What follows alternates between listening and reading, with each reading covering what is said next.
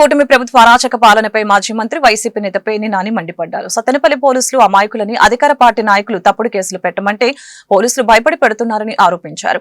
మాజీ ముఖ్యమంత్రి వైఎస్ జగన్ రెంటపాల పర్యటన సందర్భంగా పేర్ని నానికి సత్తెనపల్లి పోలీసులు నోటీసులు ఇవ్వడంతో ఆయన సోమవారం విచారణకు హాజరయ్యారు. అనంతరం ఆయన మాట్లాడారు. జగన్ పర్యటనలో పాల్గొన్నందుకు నాపై కేసు పెట్టారని తెలిపారు.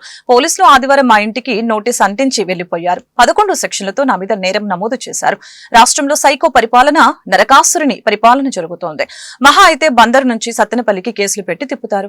ఎన్ని కేసులైనా పెట్టుకోండి, జగన్ జెండా వదిలేదే లేదు అని పేర్ని నాని స్పష్టం చేశారు.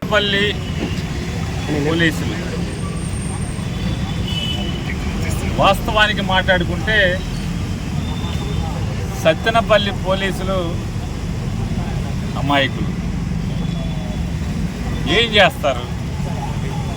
పైనుంచి పాలకులు తప్పుడు కేసులు పెట్టండి, తప్పుడు కేసులు పెడితేనే వైఎస్ఆర్ కాంగ్రెస్ పార్టీ వాళ్ళ మీద తప్పుడు కేసులు పెడితేనే మీరు లా అండ్ ఆర్డర్ కుర్చీలో ఉద్యోగంలో ఉంటారు, లేదంటే కనుక అయితే సస్పెండ్ అవుతారు, లేదంటే లూప్ లైన్లో ఎక్కడో అక్కడ కనీసం జీతం కూడా రానటువంటి ఉద్యోగంలోకి వెళ్తారు అని చెప్పి బెదిరిస్తే ఎస్పీ ఏం చేస్తాడు, డిఎస్పీ ఏం చేస్తాడు, సిఐ ఏం చేస్తాడు?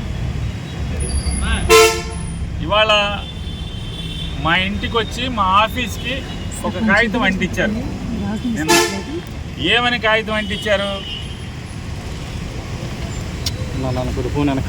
11 సెక్షన్లతో, ఒక సెక్షన్ 2 సెక్షన్ 3 సెక్షన్లు కాదు, 11 సెక్షన్లతో సత్తెనపల్లి పోలీస్ స్టేషన్లో నేరం నమోదైంది.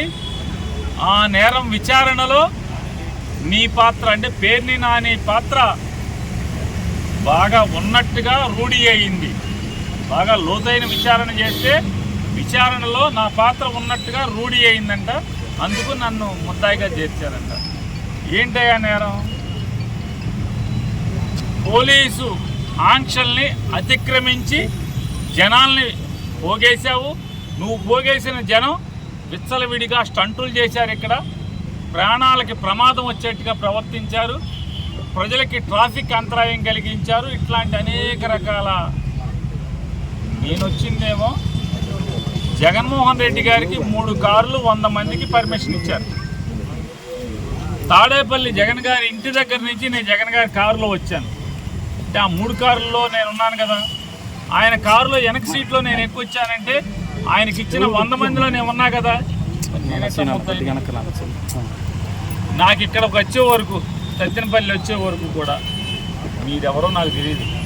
నా తరపున, పార్టీ తరపున, పార్టీ పంపిస్తే నాకు అండగా వచ్చినటువంటి వకీల్ గారు ఇక్కడికి వచ్చే వరకు ఆవిడెవరో నాకు తెలియదు.